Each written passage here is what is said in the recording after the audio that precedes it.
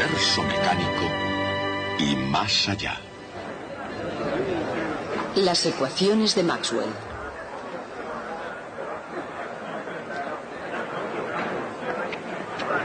Cuando yo iba a la universidad, como ustedes ahora, hice un curso de historia moderna.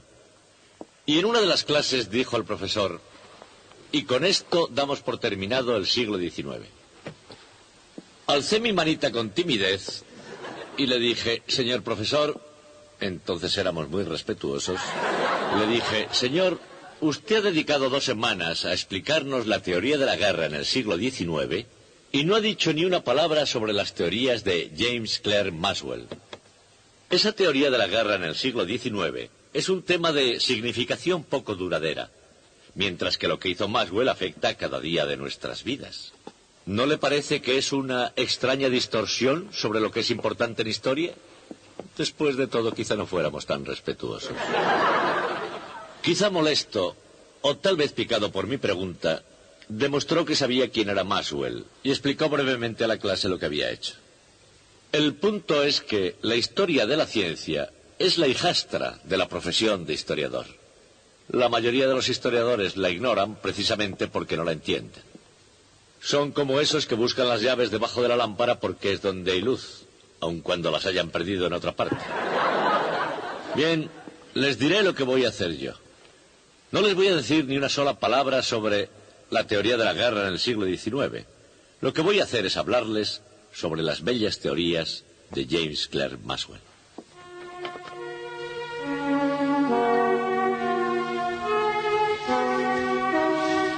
Las elegantes teorías matemáticas no fueron las únicas cosas bellas de que se rodeó James Clerk Maxwell. Estaban sus valiosos libros, por supuesto, y en el exterior de su bien amueblado estudio se encontraban las colinas onduladas de Glen Eyre, la propiedad familiar de Maxwell, a 2 días de viaje de Edimburgo. Cada mañana, más cercana incluso a su corazón, estaba Catherine. Buenos días, James. Oh, querida, ¿ya me traes el té? Te pones a trabajar y no sabes ni la hora. Se conocieron en Aberdeen, en el Marischal College, donde Maxwell empezó a enseñar en 1856. 2 años más tarde, James escribía a su tía Kay: la presentes para comunicarte que pronto tendré esposa. Predijo que su nueva novia, con toda seguridad, no me parará las matemáticas. Y como ya era característico en todas las predicciones científicas de Maxwell, esta fue igualmente exacta.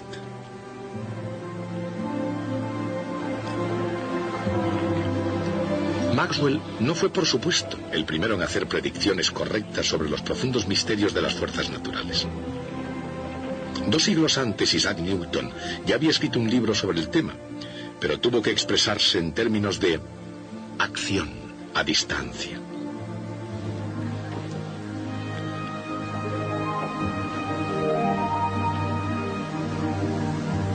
Esa idea llegó a aplicarse no solo a la gravedad, sino también a la electricidad y al magnetismo.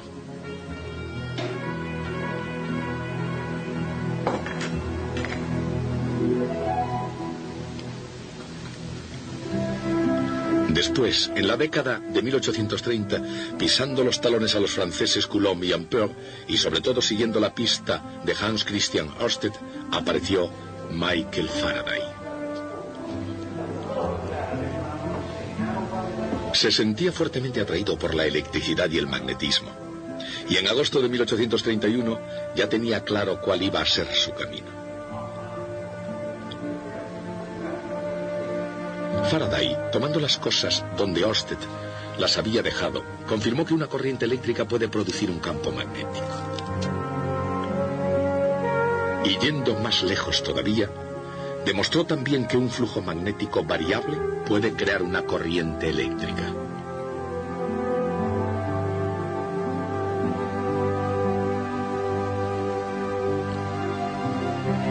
Y que una corriente eléctrica variable en un circuito puede inducir el que aparezca una corriente en otro.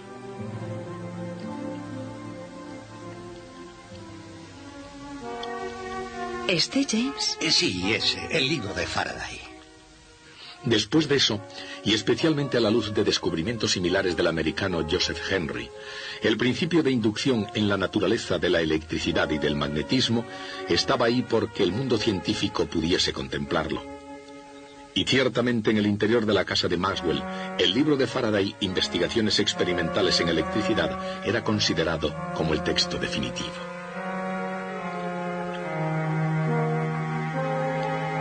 Cuando se hizo con la obra de Faraday, Maxwell ya estaba preparado para sacar nuevas conclusiones, una habilidad que había desarrollado desde sus años mozos.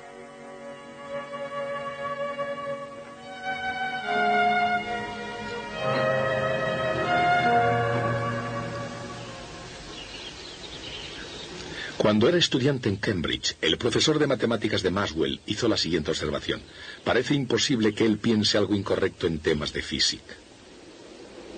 Poco después, siendo estudiante graduado, escribió un artículo con el que la comunidad científica tuvo que estar de acuerdo. Su título era Sobre las líneas de fuerza de Faraday. Y con la preparación de esa obra, James Clerk Maxwell había hecho sus deberes para casa. En la primavera de 1846, Michael Faraday había redactado un artículo con el título Consideraciones sobre las vibraciones en los rayos. En esa profética publicación especulaba que la luz era un tipo de vibración en las líneas de fuerza.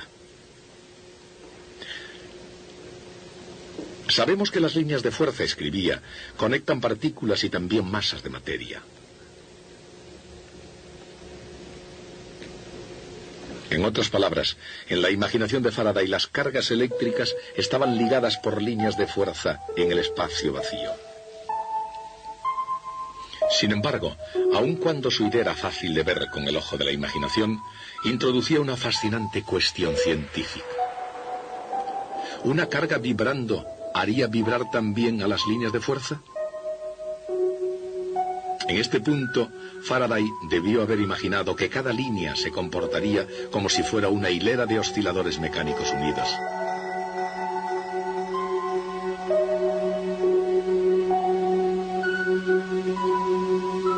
Y en ese caso, habría visto una perturbación propagándose a lo largo de la hilera, bien como onda longitudinal,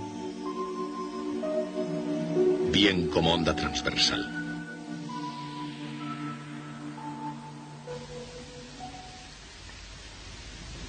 Independientemente de la forma que puedan haber tomado esas vibraciones en su imaginación, lo importante estaba en el hecho de que Faraday las había visto.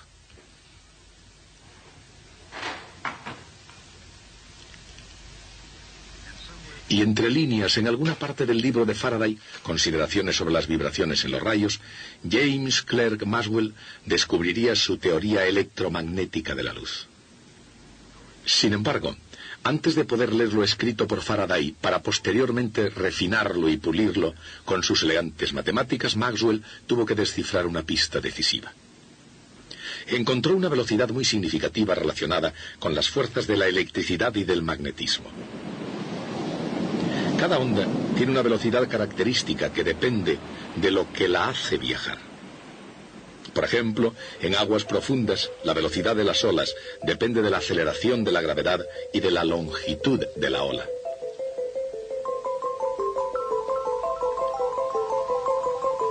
En el aire, la velocidad del sonido depende de la presión del aire, así como de la densidad del medio.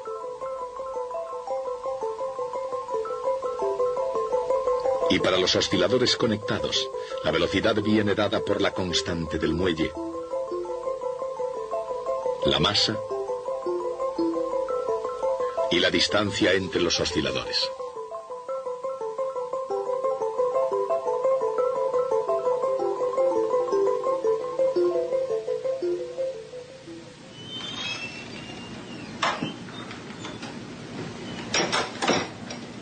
Había llegado el momento en que Maxwell se sentara a determinar la velocidad de las ondas en las líneas de fuerza de Faraday.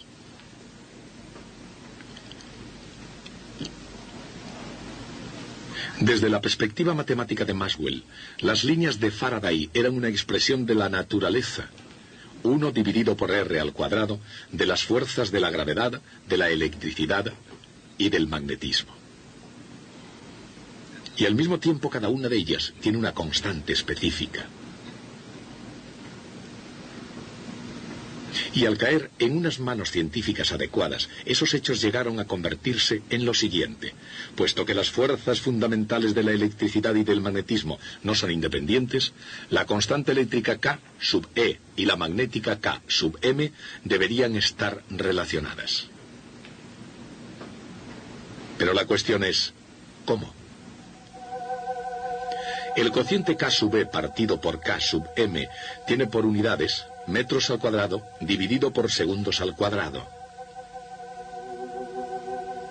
Dicho de otra forma, son las unidades del cuadrado de una velocidad.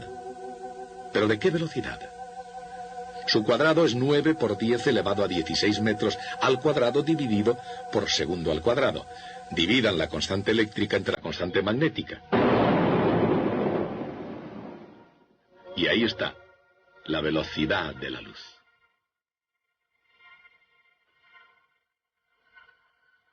Fue un descubrimiento asombroso.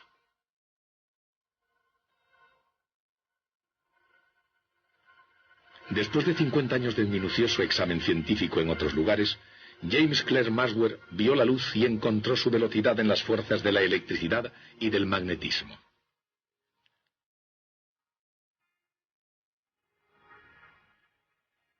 Pero no eran solo las fuerzas fundamentales lo que ocupaban la mente de Maxwell. Hacia 1857 se ofreció un premio académico al que pudiera explicar la naturaleza sólida de los anillos de Saturno y su constante movimiento alrededor del planeta. La respuesta de Maxwell dio en el clavo. Maxwell escribió: la única estructura que podía explicar tal estabilidad era que estuviesen constituidos por un enjambre de partículas desconectadas. El trabajo de Maxwell no solo ganó el premio de Cambridge, ganó además el elogio de toda la comunidad científica. Sir George Airy, astrónomo de la Casa Real Británica, lo calificó como una aplicación notabilísima de las matemáticas.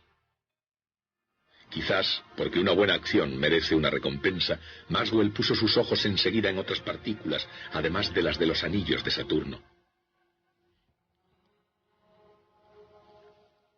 Desarrolló una teoría cinética de los gases según la cual las moléculas de gas son pequeñas partículas elásticas que chocan unas con otras al moverse a diferentes velocidades.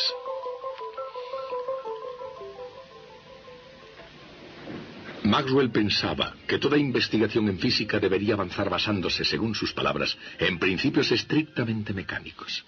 Y esa creencia no solo llevó a Maxwell a su teoría de los gases, le condujo también a sus grandes logros en electricidad y magnetismo.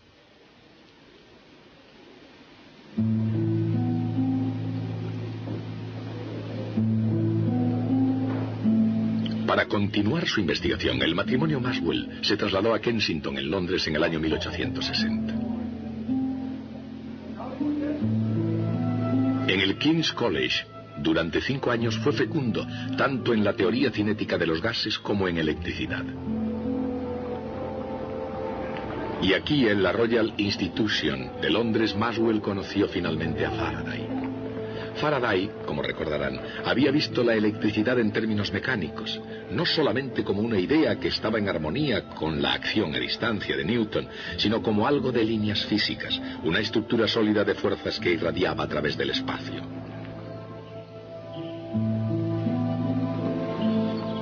Maxwell afirmaría con gran admiración que Faraday había visto un medio allí donde los estrictos newtonianos no veían otra cosa que distancia. Maxwell añadió con agudeza: Faraday buscó el lugar de los fenómenos en verdaderas acciones que se producen en el medio. Como, por supuesto, más tarde se pudo ver, ese medio es el campo electromagnético, y ahí es donde la acción tiene lugar verdaderamente. Pero antes de que Maxwell pudiera captar el mensaje procedente del medio, tuvo que determinar si las ondas podían viajar a través de los campos eléctrico y magnético a la velocidad de la luz. Si era así, tendrían que obedecer a las 4 leyes de la electricidad y del magnetismo.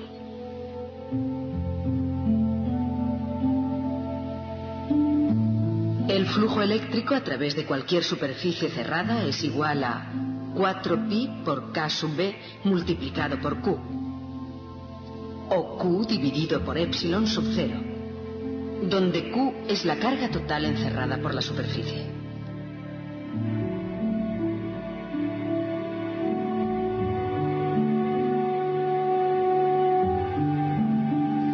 Y el flujo magnético a través de cualquier superficie cerrada es siempre igual a 0.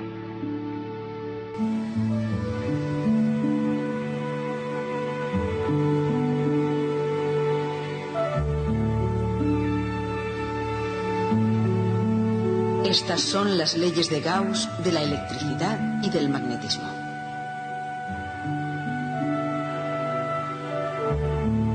La circulación del campo magnético a lo largo de cualquier trayectoria cerrada es igual a mu sub 0 por la intensidad de la corriente eléctrica que pasa a través de la superficie bordeada por esa trayectoria. Esta es la ley de Ampère. La circulación del campo eléctrico a lo largo de cualquier trayectoria cerrada es igual a menos el ritmo de cambio del flujo magnético a través de la superficie bordeada por esa trayectoria. Esta es la ley de Faraday de la inducción electromagnética. Supongamos, por tanto, que puede haber una onda en la intensidad del campo eléctrico. Esta es una onda transversal plana y viaja, por supuesto, a la velocidad de la luz.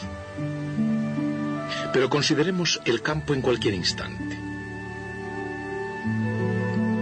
Como está dirigido hacia arriba en una región y hacia abajo en otra próxima, tiene una circulación según una trayectoria como esta. Según la ley de Faraday, eso significa que debe haber flujo magnético a través de una superficie bordeada por esa trayectoria, y más aún, que debe estar cambiando con el tiempo. Y eso solo puede significar una cosa: que a una onda eléctrica le acompaña siempre una magnética allá donde vaya.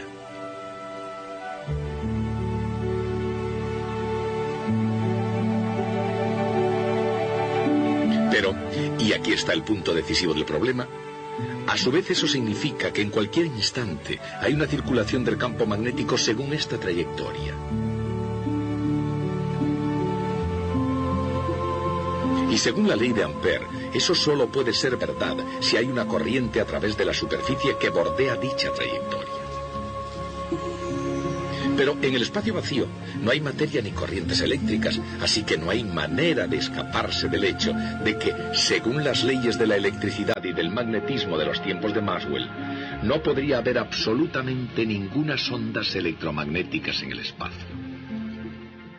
La cuestión era esta: si las leyes de la física establecían que en un espacio vacío no podían existir ondas, ¿podría haber sido que, aunque fueran leyes fundamentales, de algún modo estaban incompletas?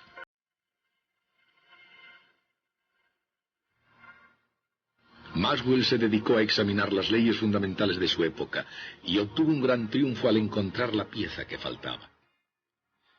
Y lo consiguió observando un aparato sencillo y completamente convencional: un condensador.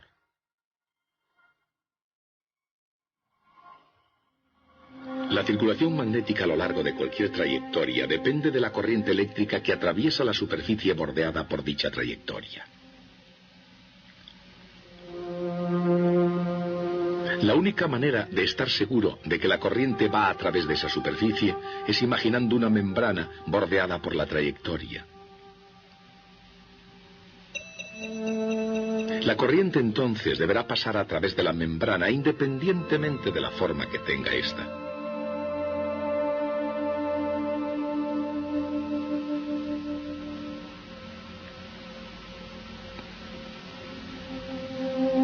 Pero esto ya no es cierto si la corriente va a un condensador.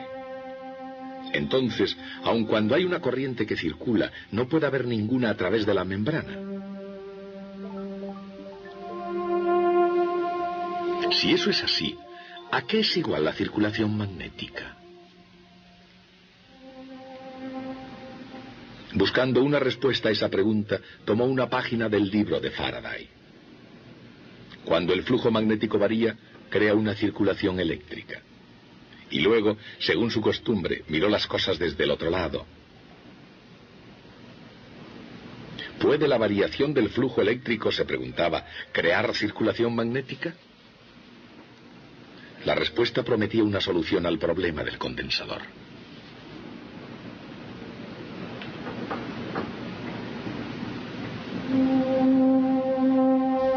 Cuando la corriente fluye a un condensador, la carga aumenta, lo que crea un campo eléctrico creciente entre las placas.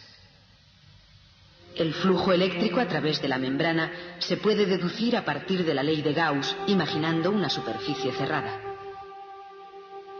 Todo el flujo va a través de la membrana en forma de cúpula y es igual a la carga en la placa del condensador dividida por epsilon sub 0.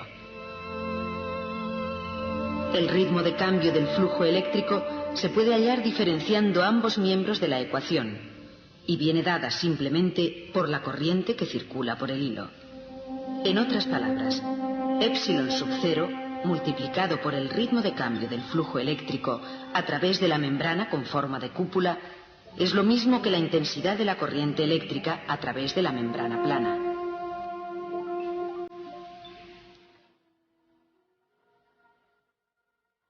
Este fue el descubrimiento crucial de Maxwell. La manera precisa como un flujo eléctrico variable puede generar un campo magnético como si fuese una especie de corriente eléctrica. De hecho, el propio Maxwell llamó a este término matemático corriente de desplazamiento.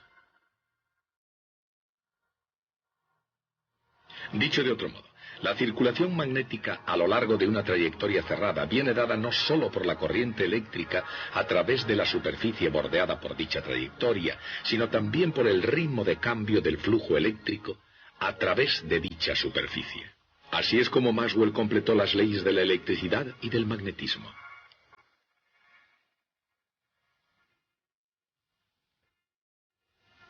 Y con esas leyes Maxwell pudo demostrar que las ondas electromagnéticas de cualquier frecuencia y longitud de onda se propagan en el vacío a la velocidad de la luz.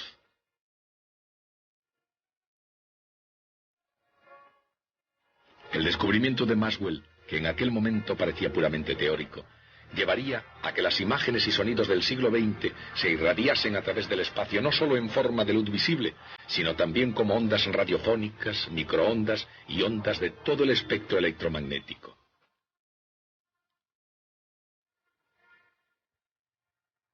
Fue un descubrimiento que conduciría lejos, más allá de la Tierra, hasta los más profundos reinos del espacio, donde una onda en la intensidad del campo eléctrico implica la existencia de un flujo magnético variable.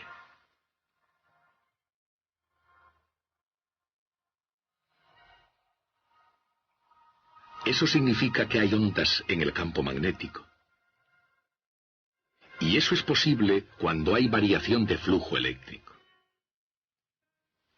Y es comprensible solamente porque Maxwell comprendió que los campos eléctrico y magnético se crean mutuamente cuando se mueven juntos en una onda a la velocidad de la luz. Y así siguen ambos campos, los dos a una, por toda la eternidad, propagándose por todo el universo.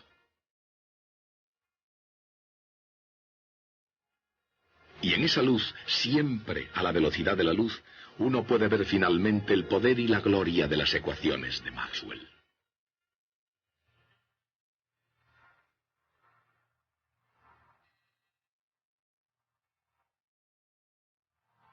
Así como Newton nació el mismo año en que murió Galileo, Maxwell nació en 1831, el año en que Faraday descubrió la inducción electromagnética. Y murió en 1879, el año del nacimiento de Albert Einstein. ¿Cómo podría haber resultado mejor? Porque entre Newton y Einstein, nadie en la historia científica ha dejado una huella tan profunda.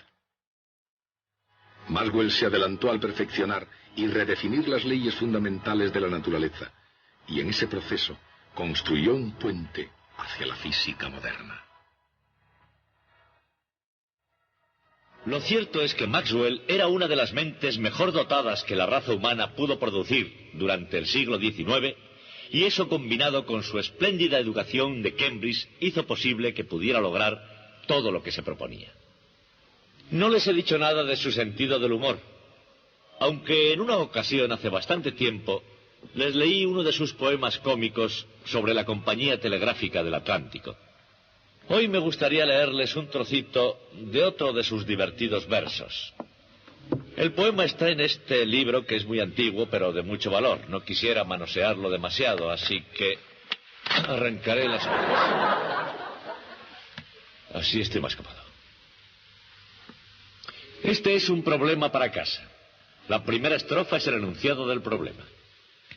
Una inextensible cadena pesada, en horizontal y liso plano colocada.